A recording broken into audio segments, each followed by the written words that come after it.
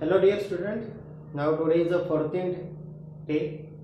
Maharashtra state board science या सब्जेक्टचे video मी upload करत आहो आणि आज आपला 14वा व्हिडिओ आहे. जे विद्यार्थी व्हिडिओ आता बघत आहे त्यांनी व्हिडिओ सुरुवातपासून बघायचे. पहिल्या नंबरचा जो व्हिडिओ आहे तिथून व्हिडिओ बघितल्यावरच तुम्हाला चॅप्टरचे सर्व टॉपिक समजणार आहे. ठीक आहे, व्हिडिओ पुन्हा बघा जर समजत नसेल तर. आजचा जो आपला टॉपिक आहे तो आहे एस्केप व्हेलॉसिटी आणि हा टॉपिक या चॅप्टरचा शेवटचा टॉपिक आहे. ठीक आहे, शेवटचा थेरी टॉपिक आहे.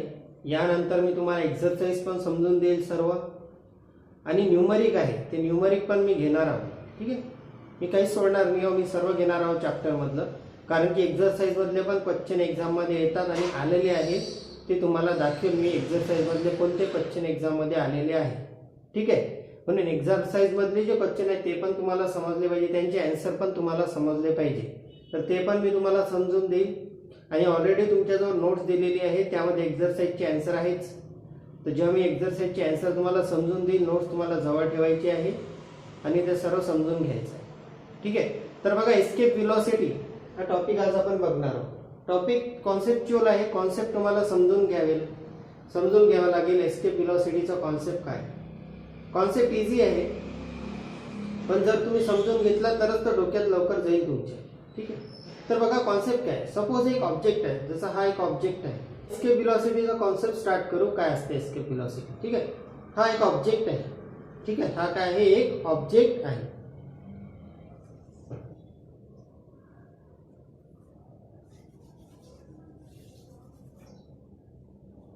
हा ऑब्जेक्ट बघा, समजा हा ऑब्जेक्ट अर्थ सरफेसवर आहे. माझा जो हात आहे ही अर्थ सरफेस आहे आणि या सरफेसवर काय ऑब्जेक्ट आहे. ठीक आहे, सध्या या ऑब्जेक्टची इनिशियल व्हेलॉसिटी काय? काहीच नाही, तो अर्थ सरफेसवर आहे. तो अर्थ सरफेसवर आहे, काहीच त्याची मुवमेंट होत नाहीये. तर त्याची सुरुवातीची इनिशियल व्हेलॉसिटी काय झाली? 0.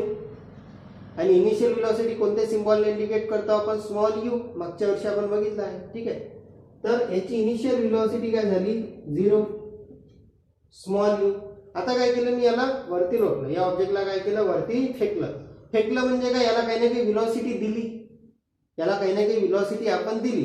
ठीक आहे, समजा 1 मीटर पर सेकंड याला व्हेलॉसिटी दिली आणि तो वरती जाऊन एका पर्टिक्युलर हाईटवर जाऊन पोहोचला. तर तेव्हा त्याची फायनल व्हेलॉसिटी काय झाली? 1 मीटर पर सेकंड. सुरुवातीला 0 होती, 0 पासून तर काहीतरी तो व्हेलॉसिटीवर जाऊन पोहोचला. तर इनिशियल व्हेलॉसिटी म्हणजे यू काय होता? 0 आणि फायनल व्हेलॉसिटी काय झाली त्याची? 1 मीटर पर सेकंड. फायनल व्हेलॉसिटी आपण स्मॉल व्ही ने इंडिकेट करतो. तर ऑब्जेक्ट जेव्हा अर्थ सरफेसवर आहे तर त्याची व्हेलॉसिटी काहीच नाही आहे, 0 आहे. आणि जेव्हा आपण त्याला वरती फेकलं म्हणजे काही ना काही व्हेलॉसिटी आपण त्याला दिली आणि तो एका पर्टिक्युलर हाईटवर जाऊन पोहोचला आणि त्याची फायनल व्हेलॉसिटी काय झाली? 1 मीटर पर सेकंड. 1 मीटर पर सेकंड या व्हेलॉसिटीने जाऊन तो एका ठिकाणी पोहोचला. नंतर काय होते बघा, जसं मी याला फेकला, हा वरती गेला आणि पुन्हा खाली आला. का आला? तर तुमचा आन्सर असेल ग्रॅव्हिटेशनल फोर्स. अर्थमध्ये ग्रॅव्हिटेशनल फोर्स आहे म्हणून हा खाली आला. Exactly right. पण नेमकं काय होऊन राहिलं? जसा हा वरती पोहोचला, जसा ऑब्जेक्ट खालून वरती पोहोचला आणि याची फायनल व्हेलॉसिटी झाली 1. वरती पोहोचल्यानंतर, ठीक आहे, वरती पोहोचताना याला किती व्हेलॉसिटी लागली? 1 मीटर पर सेकंड. पण जेव्हा तो एका पर्टिक्युलर हाईटवर डिस्टन्सवर पोहोचतो, ठीक आहे, तर त्याची व्हेलॉसिटी काय होऊन जाते? 0 होऊन जाते. तेव्हा त्याची फायनल व्हेलॉसिटी काय होऊन जाते? 0 होऊन जाते. जेव्हा तो एका पर्टिक्युलर हाईटवर पोहोचतो तेव्हा त्याची फायनल व्हेलॉसिटी म्हणजे व्ही का होऊन जाते? 0 होऊन जाते आणि तो पटकन खाली येऊन पडतो. असं का होते? कारण जेव्हा आपण त्याला वरती फेकतो, तर जेव्हा आपण त्याला वरती काही ना काही व्हेलॉसिटीने फेकून राहिलो तेव्हा ग्रॅव्हिटेशनल फोर्स त्याच्यावर अप्लाय होत आहे ना खालून, तो त्याला काय करतो? त्या ऑब्जेक्टला खाली ओढतो. म्हणून जसा जसा ऑब्जेक्ट वरती जात आहे तसा ऑब्जेक्ट वरती जात आहे आणि जसा तो वरती चालला तसा ग्रॅव्हिटेशनल फोर्स त्याला खाली ओढत आहे ना, म्हणजे व्हेलॉसिटी डिक्रीज होऊन राहिली त्याची. जसा तो वरती जात आहे तशी त्याची व्हेलॉसिटी का होऊन राहिली? डिक्रीज होऊन राहिली. एका पर्टिक्युलर हाईटवर पोहोचल्यानंतर त्याची व्हेलॉसिटी एवढी डिक्रीज होते की 0 होऊन जाते आणि तो पटकन खाली पडून जातो. ठीक आहे, हा फिनॉमिना आहे. कोणतीही वस्तू जर वरती फेकली आणि खाली होत आली तर नेमकं काय होत असते? तर काहीतरी व्हेलॉसिटीने तो वरती जाऊन पोहोचतो, पण पण एका पर्टिक्युलर हाईटवर ऑब्जेक्ट गेल्यानंतर त्याची व्हेलॉसिटी डिक्रीज होता होता झिरो होऊन जाते आणि तो खाली येऊन जातो. का डिक्रीज होत होत त्याची व्हेलॉसिटी झिरो होत राहते? बिकॉज त्याच्यावर खालून ग्रॅव्हिटेशनल फोर्स अप्लाय होतो आणि तो काय होतो, खाली येऊन पडून जातो. ठीक आहे, आपल्याला शिकायचं आहे एस्केप व्हेलॉसिटी. एस्केप व्हेलॉसिटी म्हणजे काय? ठीक आहे, हा कॉन्सेप्ट तुमच्या लक्षात आला असेल. थोडा एस्केप व्हेलॉसिटीशी रिलेटेड आहे म्हणून मी सांगितलं. थोडा डिटेल जेवढं सांगते मी सांगण्याचा प्रयत्न करत आहोत. ठीक आहे, बघा हा अर्थ आहे आणि हा अर्थ सरफेसवर एक ऑब्जेक्ट आहे. आता आपण याला काही ना काही, सध्या याची व्हेलॉसिटी झिरो आहे, याला काही ना काही आपण व्हेलॉसिटी देऊ, तो थोडा हाईटवर डिस्टन्सवर जाईल आणि खाली पडून जाईल. ठीक आहे, आता एस्केप व्हेलॉसिटी म्हणजे काय होते? एस्केप व्हेलॉसिटी म्हणजे याची जी इनिशियल व्हेलॉसिटी असेल, याची जेवढी काही सुरुवातीची व्हेलॉसिटी आपण याला दिली वरत जाण्यासाठी, ठीक आहे, समजा 3 मीटर पर सेकंड एवढी व्हेलॉसिटी आपण याला दिली आणि हा वरत जात आहे. पण 3 मीटर पर सेकंद हा वरता गेला आणि पण एका पर्टिक्युलर डिस्टन्सवर गेल्यावर तो खालीच येणार आहे, कारण त्याच्यावर काय होऊन राहिला, ग्रॅव्हिटेशनल फोर्स अप्लाय होत आहे. म्हणजे याची पर्टिक्युलर जी व्हेलॉसिटी होती, ठीक आहे, म्हणजे याची जे पर्टिक्युलर व्हॅल्यू आहे इनिशियल व्हेलॉसिटीची, ती काही ना काही तर होतीच. समजा इनिशियल व्हेलॉसिटीची याची पर्टिक्युलर जी व्हॅल्यू आहे ती 3 मीटर पर सेकंड आहे. याची जी इनिशियल व्हेलॉसिटी आहे, याची जी पर्टिक्युलर व्हॅल्यू आहे, विशिष्ट जी व्हॅल्यू आहे इनिशियल व्हेलॉसिटीची, ती आहे 3 मीटर पर सेकंड. म्हणजे 3 मीटर पर सेकंड या वरत जाईल. पण वरत गेल्यावर एका पर्टिक्युलर डिस्टन्सवर गेल्यावर पुन्हा खाली येणारच आहे. पर्टिक्युलर डिस्टन्सवर गेल्यावर जसं जसं तो वरत जाईल तशी त्याची व्हेलॉसिटी काय होईल, डिक्रीज होईल, कारण ग्रॅव्हिटेशनल फोर्स त्याच्यावर अप्लाय होते ना खालून. आणि तो एका पर्टिक्युलर हाईटवर डिस्टन्सवर गेल्यावर झिरो होऊन जाईल त्याची व्हेलॉसिटी आणि तो खाली पडून जाईल. ठीक आहे, आपल्याला शिकायचं एस्केप व्हेलॉसिटी. एस्केप व्हेलॉसिटी म्हणजे काय? हा जो ऑब्जेक्ट आहे याला जर आपण व्हेलॉसिटी दिली आणि याची ही जी पर्टिक्युलर व्हेलॉसिटी आहे 3 मीटर पर सेकंड, याच्यापेक्षा जास्त आपण त्याला व्हेलॉसिटी देत गेलो, काय म्हटलं मी, त्याची जी पर्टिक्युलर इनिशियल व्हेलॉसिटी आहे 3 मीटर पर सेकंड काही असो, त्याच्यापेक्षा जर जास्त आपण त्याला व्हेलॉसिटी देत गेलो आणि समजा ही पृथ्वीची ग्रॅव्हिटेशनल फील्ड आहे, ठीक आहे, ग्रॅव्हिटेशनल फील्ड ही काय पृथ्वीची ग्रॅव्हिटेशनल फील्ड आहे, याच्या बाहेर जर कोणता ऑब्जेक्ट गेला तर तो परत येणार नाही. कारण ग्रॅव्हिटेशनल फील्डच्या बाहेर जर एखादा ऑब्जेक्ट निघून गेला पृथ्वीच्या, तर पृथ्वीचा ग्रॅव्हिटेशनल फोर्स त्याच्यावर अप्लाय होत नाही आणि तो ऑब्जेक्ट मग तिकडे युनिव्हर्समध्ये निघून जातो, वरती तिकडेच फिरत राहतो, कारण त्याच्यावर ग्रॅव्हिटेशनल फोर्स अप्लाय होत नाही. फॉर एक्झाम्पल रॉकेट तुम्ही बघितलं असेल, एक वेळा तो निघून गेला वरती की तो युनिव्हर्समध्ये निघून जातो.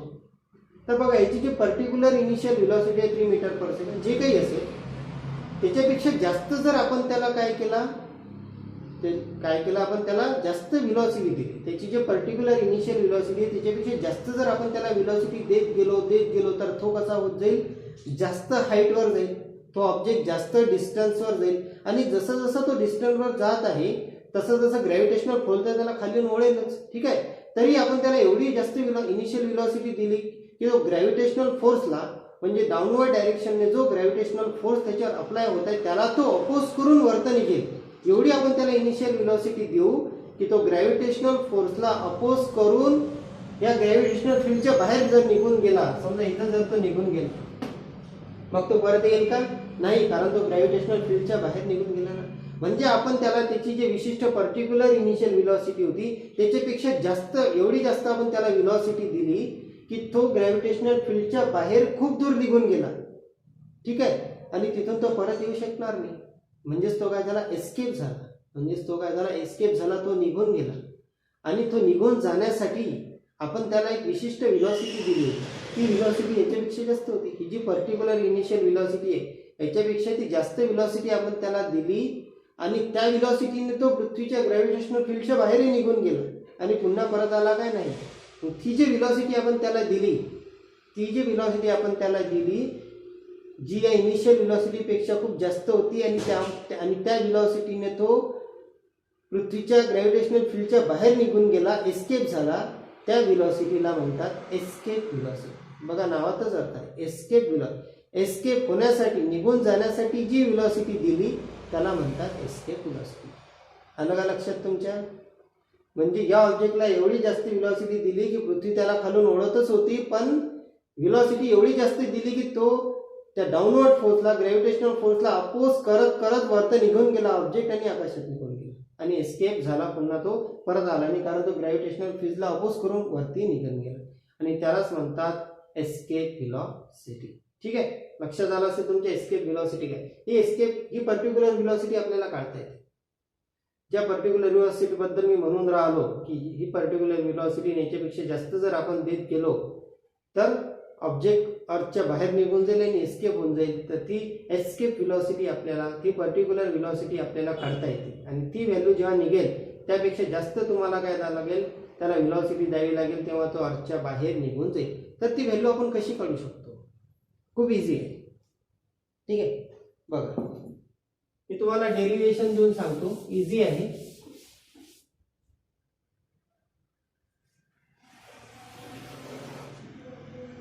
बघा, जर ऑब्जेक्ट अर्थ सरफेसवर असेल, ऑब्जेक्ट जर अर्थ सरफेसवर असेल, समजा ऑब्जेक्ट आहे आणि हा अर्थ सरफेसवर आहे. ठीक आहे, ऑन दी अर्थ सरफेस, जर ऑब्जेक्ट अर्थ सरफेसवर असेल तर त्याची कायनेटिक एनर्जी काय असते? त्या ऑब्जेक्टमध्ये काही ना काही कायनेटिक एनर्जी असेल ना, तर कायनेटिक एनर्जीचं डेरिव्हेशन क्लास 9th मध्येच झालेलं आहे. तर कायनेटिक, एखादा ऑब्जेक्ट जर अर्थ सरफेसवर असेल तर त्याची कायनेटिक एनर्जी किती? तर ती असते ½ mv². हे 9th मध्ये झालेलं आहे डेरिव्हेशन. ठीक आहे, नेक्स्ट, जर एखादा ऑब्जेक्ट अर्थवर असेल तर त्याची ग्रॅव्हिटेशनल, एखाद्या ऑब्जेक्टची ग्रॅव्हिटेशनल पोटेन्शियल एनर्जी तुम्ही कशी काढाल? पोटेन्शियल एनर्जी कशी काढाल? इथे त्याला आपण ग्रॅव्हिटेशनल पोटेन्शियल एनर्जी म्हणू. तर ग्रॅव्हिटेशनल पोटेन्शियल एनर्जी आपल्याला माहिती आहे किती असते. मी इथे याला पोटेन्शियल एनर्जी लिहितो, म्हणजेच ग्रॅव्हिटेशनल पोटेन्शियल एनर्जी ती आपण काढलेली आहे, -gm_m² अपॉन r. ही ग्रॅव्हिटेशनल पोटेन्शियल एनर्जीचा पण आपल्याजवळ फॉर्म्युला आहे. आता आपण काढू टोटल एनर्जी. बघा, तुमच्या टेक्स्टबुक मधलंच डेरिव्हेशन आहे, मी इझी करून सांगतो. तर आपण काढत आहोत टोटल एनर्जी. ठीक आहे, टोटल एनर्जी म्हणजे E1 आपण काढू. तर टोटल एनर्जी म्हणजे काय होते? Kinetic energy plus potential energy. तर kinetic energy plus potential energy दोघांची काय केली? ऍडिशन केली. तर दोघांची ऍडिशन केली म्हणजे हा ½ mv² प्लस, सॉरी मायनस, इथं काय आहे? मायनस आहे. तर g capital M small m² upon r. ठीक आहे, तर एवढी याची व्हॅल्यू आली. आणि लक्ष द्या, आता ही जी v आहे ही आहे एस्केप व्हेलॉसिटी. ही काय आहे? एस्केप व्हेलॉसिटी, म्हणून त्याच्या सफिक्स मध्ये काय आला? es, कारण आपल्याला काय काढायचं आहे? Escape velocity. तर ही व्हॅल्यू आली तुमच्या जवळ ऑन अर्थ सरफेस. आता ऑब्जेक्ट काय झाला? निघून गेला बाहेर, खूप हाईट डिस्टन्स वर झाला, तर त्याची टोटल एनर्जी किती असेल? म्हणजे at a infinite distance,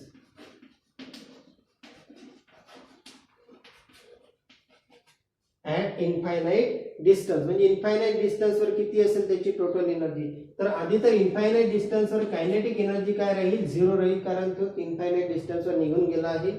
potential energy त्याची राहील इनफायनाइट डिस्टन्स वर. तुम्हाला माहिती आहे इनफायनाइट डिस्टन्स वर पोटेन्शियल एनर्जी मागच्याच टॉपिक मध्ये बघितलं आपण. Gravitational potential energy infinite distance वर 0 असते, त्याच्यापेक्षा खाली काय असते? मायनस असते, जी आपण इथं घेतलेली आहे. तर पोटेन्शियल एनर्जी काय होईल तिथं? 0.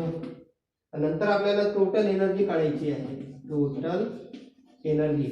तर टोटल एनर्जी इथं राहील E2, कारण की इथं आपण E1 काढलेला आहे. या दोघांची addition, kinetic energy plus potential energy, इथं काय येईल? E2 0, कारण दोघांची व्हॅल्यू काय आहे? 0 आहे. तर आपल्याला एनर्जी मिळाली ऑब्जेक्टची. जर तो सरफेसवर असेल तर टोटल एनर्जी ऑब्जेक्टमध्ये किती आहे? जर ऑब्जेक्ट अर्थ सरफेस वरून इनफायनाइट डिस्टन्स वर गेला तर त्याची टोटल एनर्जी किती आहे? ठीक आहे, आता या दोन इक्वेशन लक्षात घ्या तुम्ही, कारण मी हे इरेज करणार आहोत आता. ठीक आहे, बोर्ड छोटा आहे. तर हे दोन इक्वेशन लक्षात आले, एनर्जी 1 आणि एनर्जी 2. ठीक आहे, आता पुढे बघा.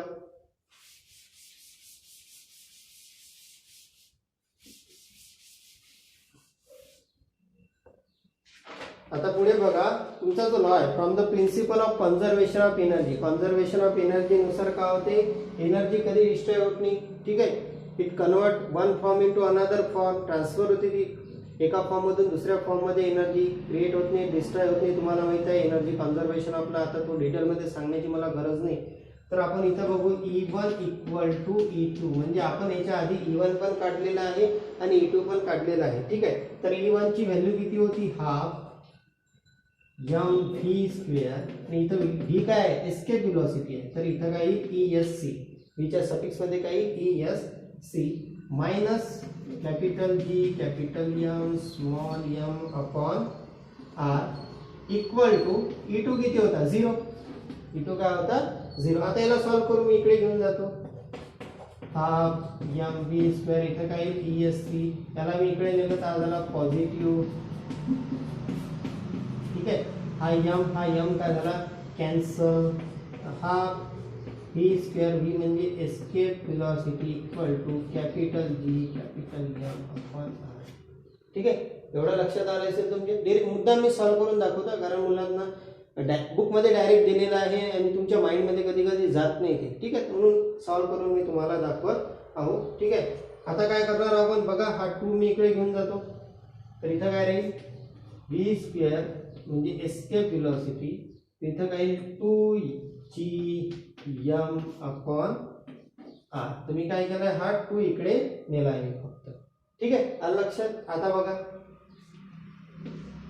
v square escape equal to, आता बघा मी थोडं डायरेक्ट लिहितो एक इक्वेशन, 2gr. आता हा 2gr कसा आला, इथंच खूप मुलांचं कन्फ्युजन आहे, कारण की टेक्स्ट बुक्स मध्ये तसं दिलेले नाहीये. तर बघा इकडे साईडला मी लिहून दाखवतो, तुम्हाला माहिती आहे स्मॉल g म्हणजे आहे capital Gm upon r square. हे कुठे बघितलं आहे तुम्ही, व्हॅल्यू ऑफ g, आपण जे ऍक्सेलरेशन ड्यू टू ग्रॅव्हिटीची व्हॅल्यू काढतो, ठीक आहे, त्याची डेरिव्हेशन आहे, त्यामध्ये हा फॉर्म्युला भेटतो, small g equal to Gm upon r square. ठीक आहे, आता बघा हा r स्क्वेअर मी इकडे नेतो, gr square equal to Gm. लक्षात. ठीक आहे, तर Gm ची व्हॅल्यू काय झाली, Gm ची व्हॅल्यू झाली 2Gm अपॉन r.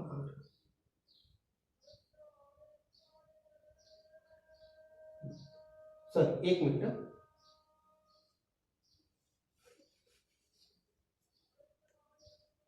या इक्वेशन असंच ठेवतो वरतं 2Gm अपॉन r. ठीक, हा इक्वेशन मी जसच्या तसंच ठेवलेला आहे. ठीक, तर बघा आपण काय बघितलं याच्या अगोदर, small g equal to Gm upon r square, आणि हा r मी इकडे नेला, तर Gm ची व्हॅल्यू बघा किती झाली, Gm ची व्हॅल्यू किती मिळाली आपल्याला, gr स्क्वेअर. तर ही Gm ची व्हॅल्यू इथं ठेवतो मी, हा Gm च्या ऐवजी काय घेतो मी, gr स्क्वेअर. तर इथं काय होईल, v square escape velocity 2 into या Gm ची व्हॅल्यू किती आहे, gr स्क्वेअर, आणि हा अपॉन r. लक्षात आलं असेल तुमच्या, Gm च्या ठिकाणी मी Gm ची व्हॅल्यू ठेवली gr स्क्वेअर, बाकी r तर खालीच आहे. आता एक r आणि एक r काय झाला, cancel. v square escape equal 2 into g, आणि एक r कॅन्सल झाला, एक r राहिलेला. ठीक आहे, आता हा इथून मी स्क्वेअर काढतो, इथून मी स्क्वेअर काढल्यावर ही व्हॅल्यू कशात जाईल, स्क्वेअर रूट मध्ये जाईल. ठीक आहे, आणि आता स्मॉल g ची तर व्हॅल्यू तुम्हाला माहित आहे, 9.8 मीटर पर सेकंद स्क्वेअर, आणि r चा रेडियस पण तुम्हाला माहित आहे. ठीक आहे, तर आपण व्हॅल्यू पुटअप करू, 2 into 9.8 into 6.4 into 10 raise to the power 6. ठीक आहे, मी डायरेक्ट लिहून टाकलेलं आहे. आणि v इक्वल टू एस्केप, याची जर तुम्ही कॅल्क्युलेशन केला तर व्हॅल्यू येते 11.2 किलोमीटर पर सेकंद. तर एस्केप व्हेलॉसिटीची व्हॅल्यू किती काढली आपण, 11.2 मीटर पर सेकंद स्क्वेअर. डेरिव्हेशन लक्षात आलं असेल, सॉल्व्ह करून दिला आहे मी. त्याच्यानंतर एक लाईन दिलेली आहे तुम्हाला टेक्स्ट बुक्स मध्ये बघा, द स्पेस क्राफ्ट, जे रॉकेट बाहेर निघतात, ठीक आहे, which are sent to the moon और अदर प्लॅनेट, ज्याला आपण मूनवर किंवा अदर प्लॅनेटवर ज्या स्पेस क्राफ्टला आपण पाठवतो, to have their initial velocity, त्यांची जी इनिशियल व्हेलॉसिटी आहे, सुरुवातीची जी व्हेलॉसिटी आहे, तो जो रॉकेट आहे तो बाहेर जातो, मूनवर जातो किंवा अदर प्लॅनेटवर आपले सॅटेलाइट वगैरे घेऊन जातो, तो जो रॉकेट आहे त्याची initial velocity larger than larger than the escape velocity, तर त्याची व्हॅल्यू एस्केप व्हेलॉसिटीपेक्षा जास्त लागेल, so that they can overcome अर्थ ग्रॅव्हिटेशनल अट्रॅक्शन. तेव्हा तो अर्थचा जो ग्रॅव्हिटेशनल फोर्स आहे त्याला काय करेल, अपोज करून बाहेर निघून जाईल, एस्केप होऊन जाईल. ठीक आहे, म्हणजे तुमची ही जी व्हेलॉसिटी आहे एस्केप व्हेलॉसिटी, ठीक आहे, या एस्केप व्हेलॉसिटीपेक्षा जास्त तुम्हाला इनिशियल व्हेलॉसिटी द्या लागेल, तेव्हा तो काय होऊन जाईल, ऑब्जेक्ट, तो रॉकेट कुठे निघेल, बाहेर निघून जाईल, अर्थचे ग्रॅव्हिटेशनल फोर्सला अपोज करून तो बाहेर निघून जाईल. ठीक आहे, लक्षात आलं असेल तुमच्या, काही एवढं हार्ड नाही आहे ते, तरी काही अडचण असेल विचारा. थँक्यू.